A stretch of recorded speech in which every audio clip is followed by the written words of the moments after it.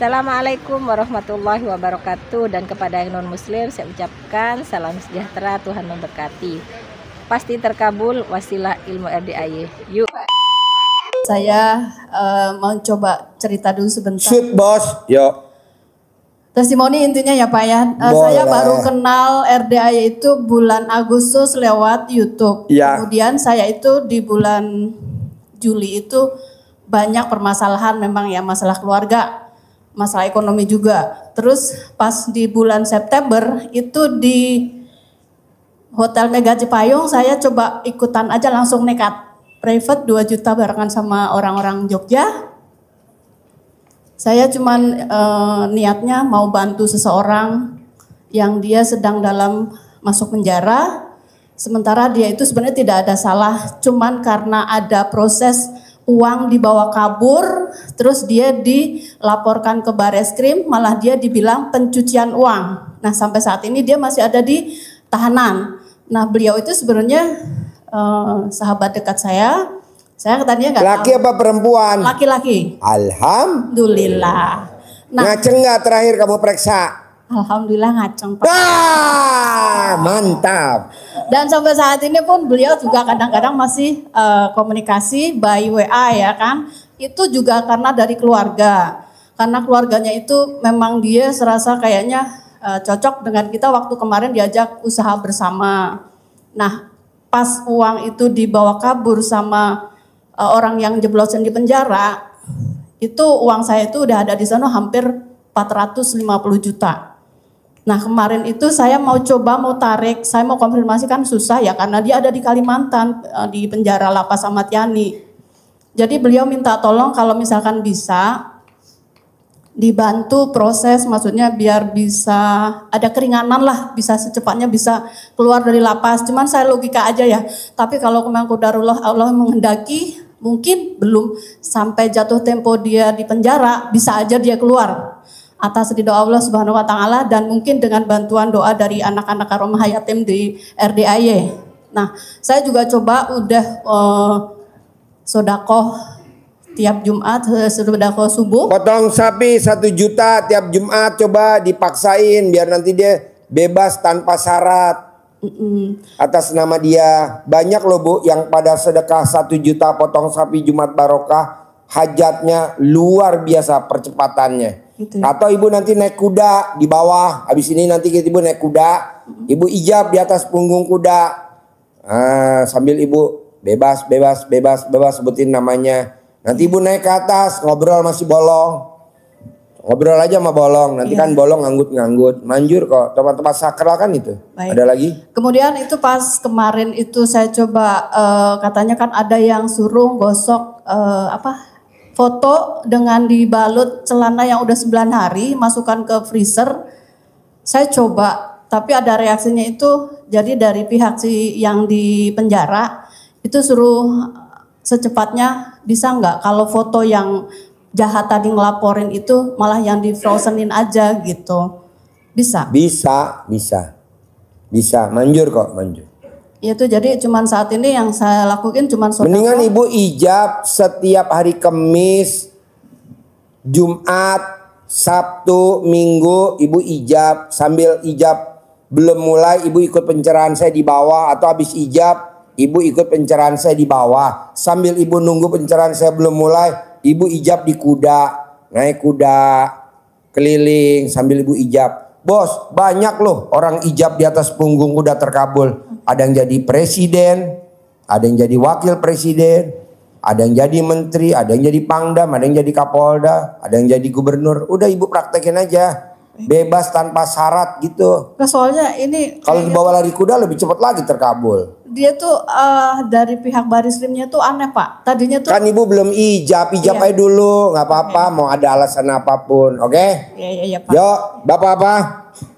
Bapak apa?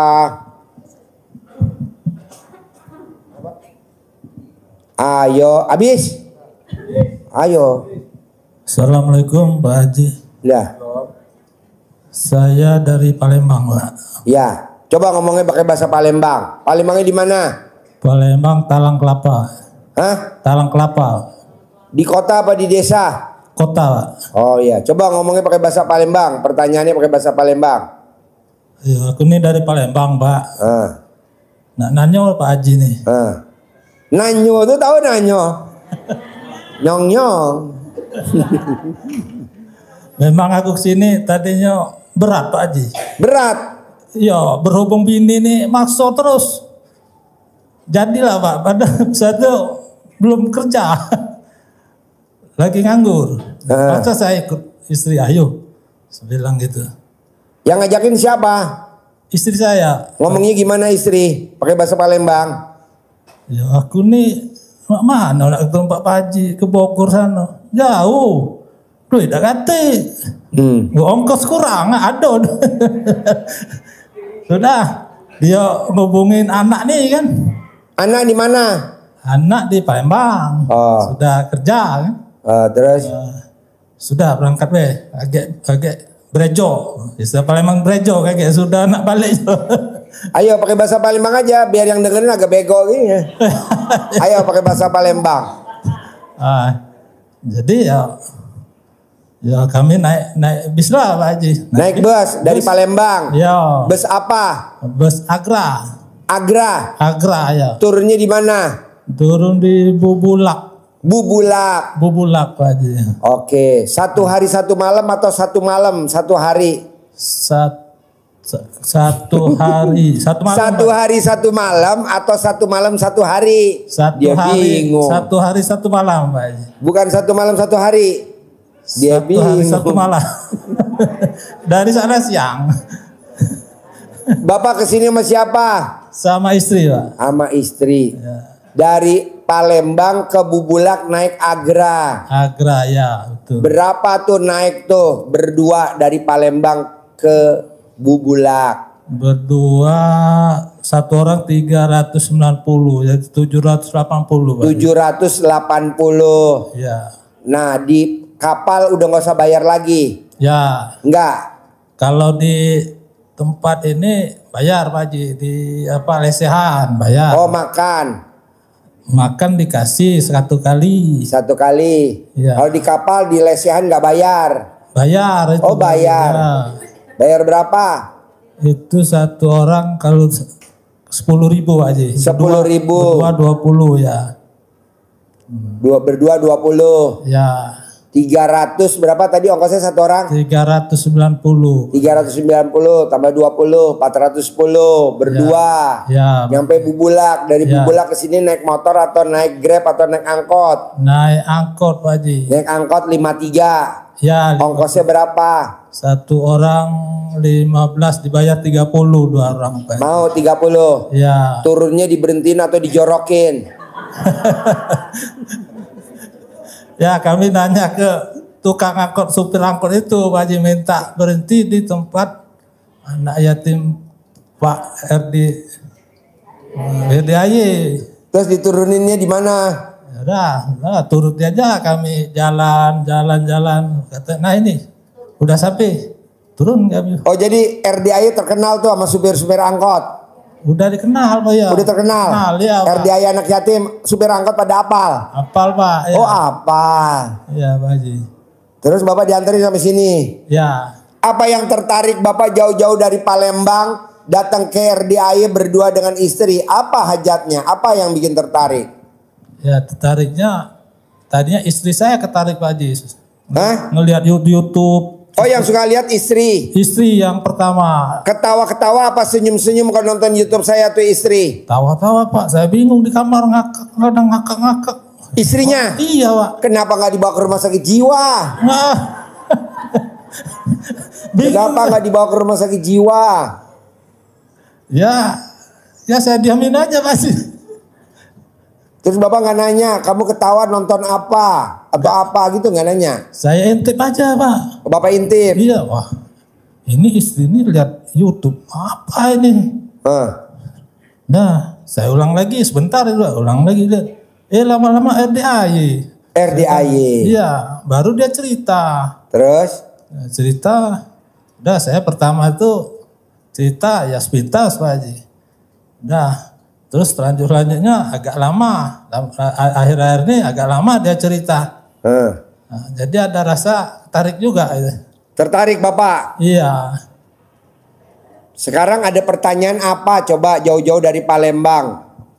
Ya saya ini. Bapak pernah makan martabak harga Haji Rojak? Oh sering Pak. Sering? Iya. Bapak kenal gak sama cucunya Haji Rojak? Cucunya kalau salah nama Edi. Siapa lagi nama cucu-cucunya? Edi. Cucung-cucungnya? Oh cucungnya itu aduh siapa itu?